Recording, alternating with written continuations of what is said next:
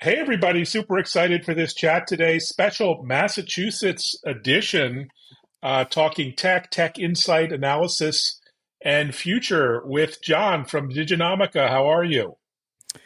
I'm really good. I got to compliment you for no canned questions. This is great. I just got through another podcast where we were doing all these rehearsals and stuff. I have no idea. Oh, I have no freaking idea what you're going to ask me. And in my opinion, that's where the action is. So thanks for well, we're going going to stay without a on net. the rails versus go off the rails, Yeah. but there is something to live video that makes it a little more interesting and exciting.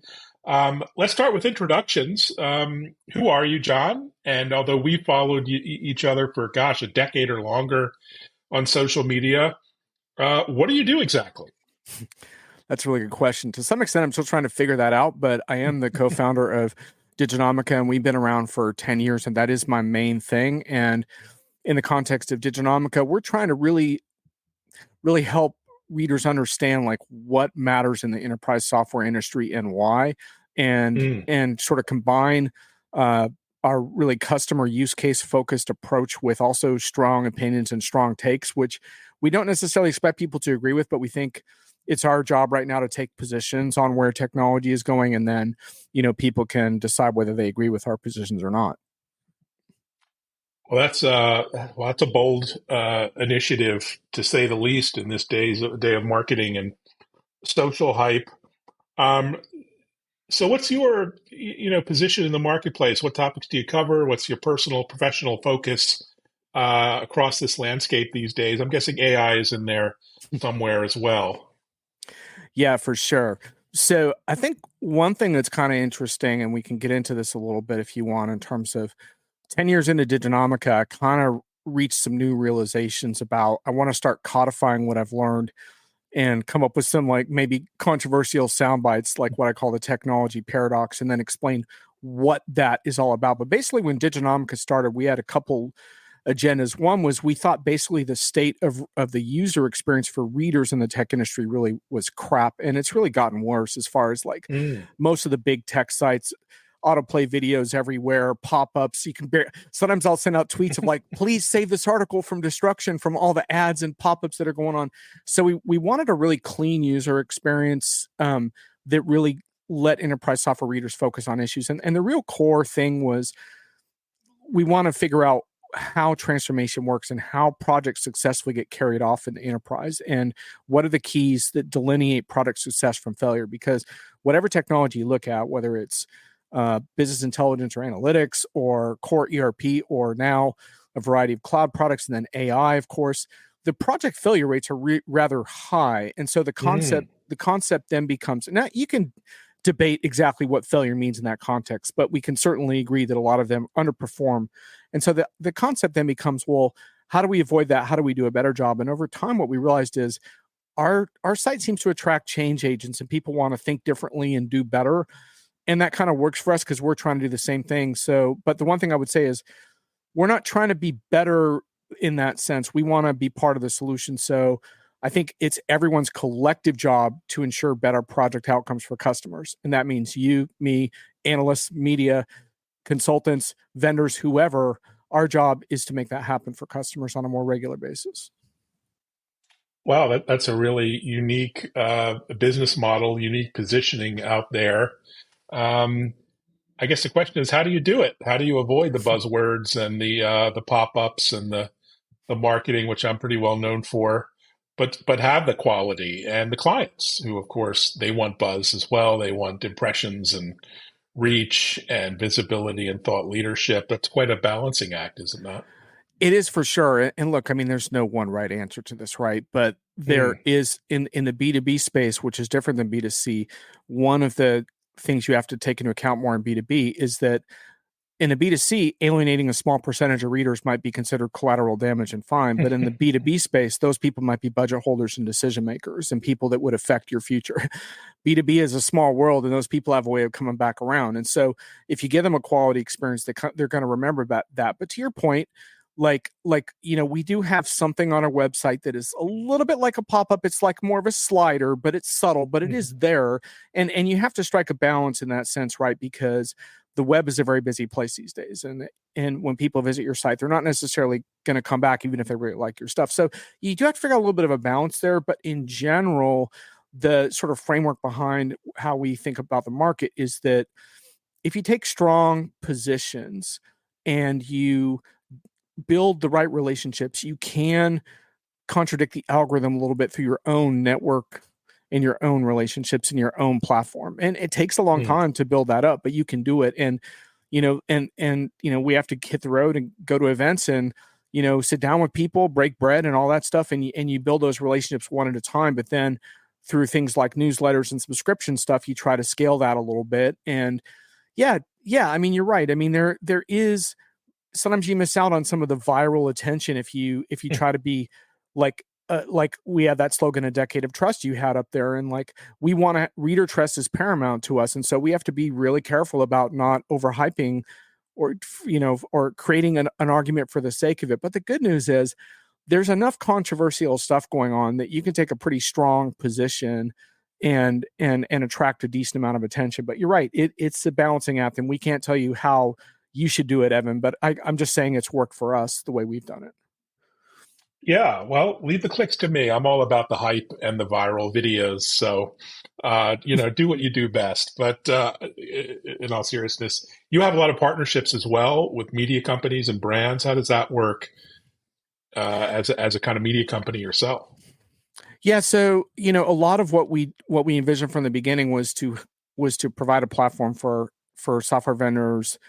So a lot of our partners, we have some bigger partners like the Salesforces and Oracles and Workdays of the world, Mm. and then a number of up and coming vendors, whether it's Zoho or Planful or Sage Intacct and Acumatica, which became Intact became part of Sage, but we were working them before. So we had all these different upcoming vendors as part of our site as well. But the concept was that basically, like, to solve enterprise problems, everyone kind of needs to have a seat at the table, including vendors. It's just that they need to communicate with people in a different, less salesy type of way. But everyone Mm. wants to understand technology and how to do it better. And vendors really have a broad experience on the ground when they can get out of their own way and figure out how not to talk in a branded way, but talk in a very practical way that can make a real difference. And so you kind of think of the trade show dinner where people can have these passionate conversations, and it doesn't matter where you're from.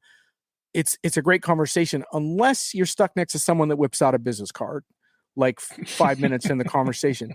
And that feels very awkward. And so what we try to do on our platforms is to do that same thing of having those kinds of conversations, but not having that business card moment where it's like, oh God, they're trying to sell me something, because then you lose reader trust. So it's a little bit tricky to figure out how to do that, because you do want to, link out reader journeys, help people back if they want to learn more about some of our partners' offerings. But we really do work with them to figure out how is it you can communicate to the top themes, because everyone right now is struggling with things that have common principles, whether you could talk about supply chain issues or customer experience issues. It's a difficult macro economy, but there's some ways to succeed within it. And so that's what we try to do, is help everyone articulate that and solve those problems together.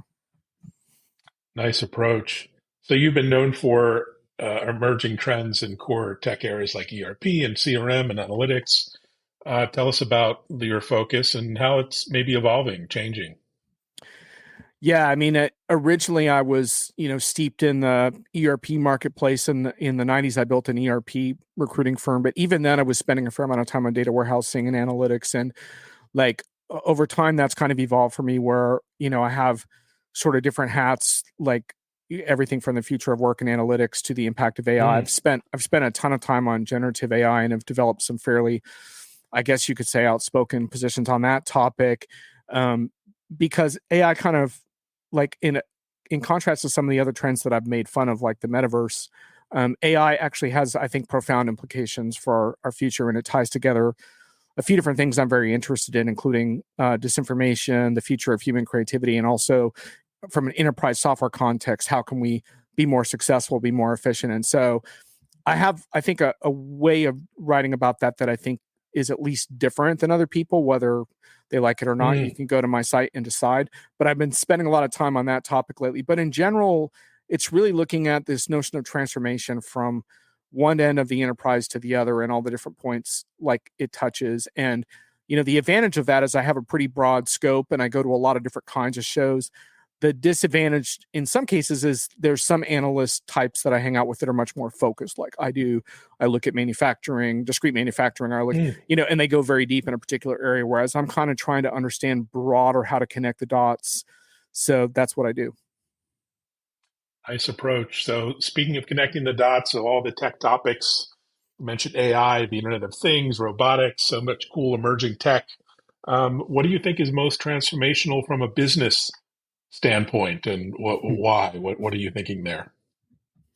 Well, that's a really good question because I don't think that one size fits all. And, Mm, you know, when I referred to the technology paradox earlier, that's something that I've come to I have these sort of Johnisms that I've come to believe about the enterprise software market after studying it for so long and doing so many customers use case investigations. And like what I've come to conclude is that the big change when I started out in the late 90s, I wrote this newsletter called Extending the Enterprise. And it was all about let's break down company walls and not be so focused internally on transactional systems, but how do we connect with our customers and suppliers? How do we make better decisions? All the stuff that we should be focusing on now. In the 90s, that was really idealistic and the technology wasn't there to support that. So it was a cool idea, but the tech, even if you bought into what I was selling there, your technology wasn't going to do that. Good luck stitching your ERP and CRM systems together with homemade integrations. Where I think we've evolved to now is that the technology is no longer is nearly as much of an impediment to the things you want to do, which is not to say that some technology is immature. Like I point out some of the immaturity in generative AI technology, for example, all the time. But the point is that in general, because the technology is more mature and more things are possible, it really brings a renewed focus onto the culture, people, business model problems, and industry problems that we're all facing. And everything's going to vary by industry and company in terms of what's most transformational, to get to your question. And I don't think there's necessarily one thing that is most transformational, but in general, I think the things that really are common themes throughout industries are finding a harmony between managing your talent better and automating things in various ways, whether it's through a more artificial intelligence type of automation or more of a classic robotics process automation. We used to think that these two things were really going to be in conflict and the robots were going to take over and a lot of people are going to be out of work and we'd be screwed. But most companies in just about every industry you talk to, if they're in any kind of growth mode, will tell you they need both. They need all the people they can find and they want all the automation they can find too.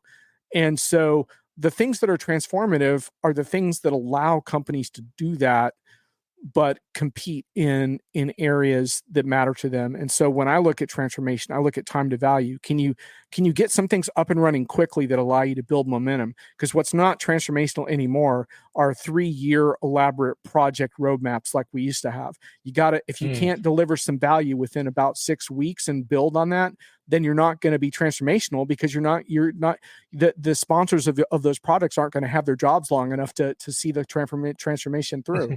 But things that are transformational to me are things like cloud deployment, better user experience, better mobile experience,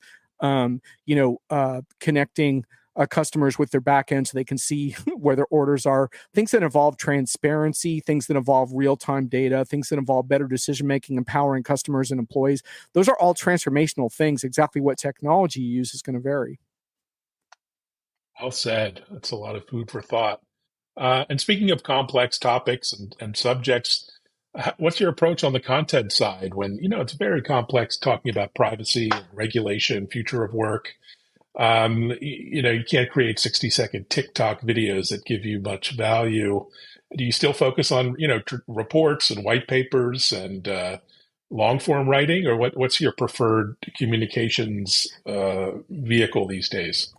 You ask a really good question. And so ultimately, I think the predicament that we're in, both in the enterprise software world and then also in society as a whole, is that we're faced. We a lot of us crave, these more like snackable content moments, like the TikTokization of culture and media, if you Mm, will. But unfortunately, we're faced with vexing social problems that cannot be solved in sound bites. And so that's the contradiction that we're facing. And in the consumer world, it's actually really troubling. And in the consumer / political, the future of democracy side, I think it's a very troubling conversation. The interesting thing is that the things that people seem to have immersive time for on the consumer side are mostly things like binge watching True Detective and stuff like that, rather than binge watching C-SPAN or some political programming that would actually provide context and understanding different positions instead of polarizing everyone. But on the enterprise side, I take the same position, and I've written about this. I recently wrote about, does the enterprise have a fake news problem? You can look it up on Diginomica, and to what extent does generative AI and AI in general impact that? And in general, my argument is that the enterprise has less of a fake news problem, because if we buy into bullshit that's wrong about what technology can do, we're going to leave a stream of failed projects behind us, and that's really bad. That's a resume killer for the average executive. So executives do need to dip into deeper content, but to your point, it can be difficult at times, right? So my video shows are often more than an hour long. Now, I write articles as well, but like as far as video, well, some people really want to watch that, some people don't. So how do I address that? Like, so for one thing, on my live shows, I have a running stream of, it's a Friday afternoon happy hour kind of vibe. So I have a running stream of audience who, like, they want to be there because it's live. So that's the thing. One is how they're live, but on the replay, to your point, who wants to watch an hour long video? So I do stream that out to audio only to a podcast audience, because I find that in general, for longer form audio, podcaster is a preferred medium, audio only, because now I'm not tying you to the screen. You can go listen to it when you're working out. My podcast audience asks me longer. I want longer stuff, because they just want to keep going on the treadmill. They don't want to have to look up another podcast.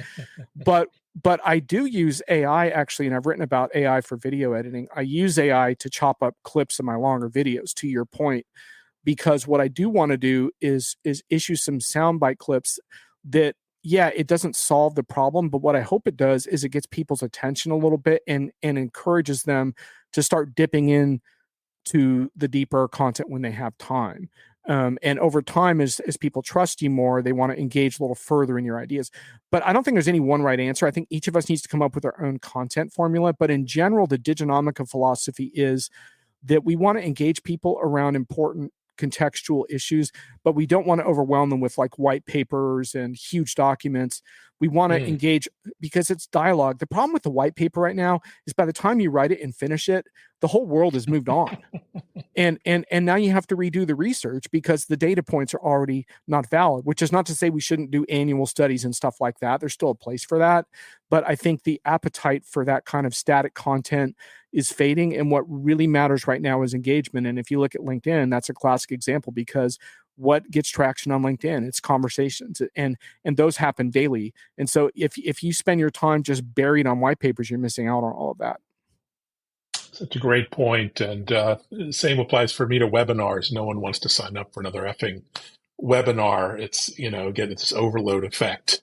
If anything, maybe a summary of it, or some highlights or highlight reel. Yep. So let's talk about verticals. How important is it to go deep into certain verticals, finance or healthcare, et cetera? Or is there enough, commonality across verticals that the big picture matters more? I think it's a little bit of a combination. I think we can learn. I think we can learn a lot from other verticals. And one of the things we work with some of our partners on as well, when they write about verticals, is to think about how to extrapolate some lessons from, like, for example, to your point, healthcare projects that might apply to other areas, right? So, for example, in healthcare, there's a lot of issues, as you alluded to data privacy earlier, right? There's a lot of data privacy issues in that particular industry. Well, that's not the only industry that has data privacy issues, right? And so how do you, like, improve personalized medicine without violating people's privacy? Like, it's a really, really important thing that has to be conquered. And how do you deal with that from a regulatory standpoint and all that other stuff? And so to some extent, you can extrapolate on that and look at other industries. And then, of course, like, as I said, talent, labor, automation, those things are almost universal at this point in interest. But I think there are definitely different cross sections of different kinds of communities, and there are times where it does pay off to drill down. I spent a fair amount of time, for example, in retail. We spend a fair amount of time in manufacturing and in healthcare. We do decent amount of stuff in public sector. So there are certain verticals where we have had more focus, but But in general, like I think it's a middle ground there of, peers. You want to help peers communicate with each other and understand the issues. And industry is a really good peer group, but then also role-based stuff is good too. So like finance and CFO people want to learn from each other, and Mm. CIOs want to learn from each other and stuff like that. And the more you can bring those perspectives together, I think you can do a service to those groups. Fantastic. Well, I love your thoughts on community building and some of the tactics you describe. I think vendors on the enterprise software side could do learn a lot from what you're doing around community building. Some are doing it well, like a Salesforce who have a lot of resources for that. Others are kind of missing in action. Maybe that's something they could focus on this year is those private communities. I mean, I have dozen different Slack and, WhatsApp and message groups, and a lot of the action happens there, not in public on various channels. Do you find that the same? 100%. In this book, we call it a D book. It's like an ebook. I wrote a like 60 pager that was like, to your point, like I'm not going to write another one of those in a while, but it was about reaching the informed buyer, and I made the case for this framework around what I call opt-in communities, but basically moving from an opt-in audience to an opt-in community framework where instead of people just passively consuming content, they're starting to engage with each other. And to your point, some of that's going to happen via the back channel. And that's one of the challenges you have with community now is it's a little more dispersed. You can't just build one website and host everyone there. You have to figure out how to go where people are. And to some extent, like you said, some of those communications are back channel, but some of them are not. And you can compile data from that. And by the way, that really helps with all the next generation AI investments you're making to have that data. But to your point, Salesforce is one of the few vendors that's really proven that model as far as not only the obvious energy around that business user community they developed, but then they developed a lot of metrics that have shown how that community engagement is linked to increased purchases, increased upselling, increased customer engagement from the customers that do actively participate. And to your point, a lot of vendors have failed to connect those dots, and they don't understand the impact that community can have on customer success and on buyer confidence. Like when a buyer's looking at a vendor, to see that dynamic so-called ecosystem where people are really connected in all kinds of different apps and partners and customers hanging out, and like you said, back channel stuff going on that you can get into. And a lot of vendors are really missing the boat on that to their detriment. And our model tries to correct against that. But of course, every vendor is going to make their own decisions there. But to your point, they probably have a lot to learn from what you're doing with your back channel communities as well. Yeah, and I think in the enterprise or on the vendor side, it starts from the top. I mean, use Salesforce as an example. Mark Benioff, incredibly social animal, out there at the forefront on lots of issues, not just tech. On all the platforms. I think he follows me on Twitter and even LinkedIn. We're connected, which is, kind of wild. But not all executives are comfortable being out there, putting themselves out professionally or even personally, God forbid. So I think it's kind of a wake up call for the C-suite.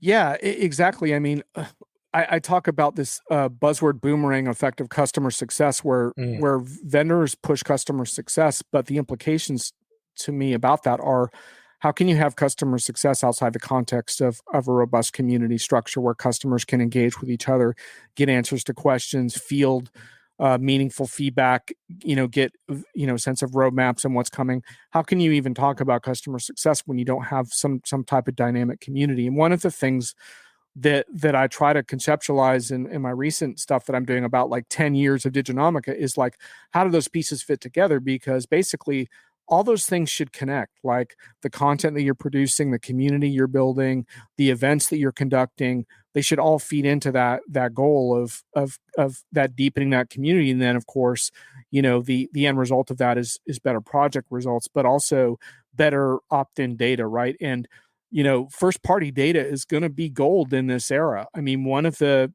biggest things that's distinguishing enterprise AI from consumer AI, like GPT stuff, where you read about these, hallucination type meltdowns all the time. One of the big distinctions is if you do it right in the enterprise, you can get a more accurate experience, but you can't do that without customer data. And you can't do that unless customers have opted into that and said you can use this and we trust you.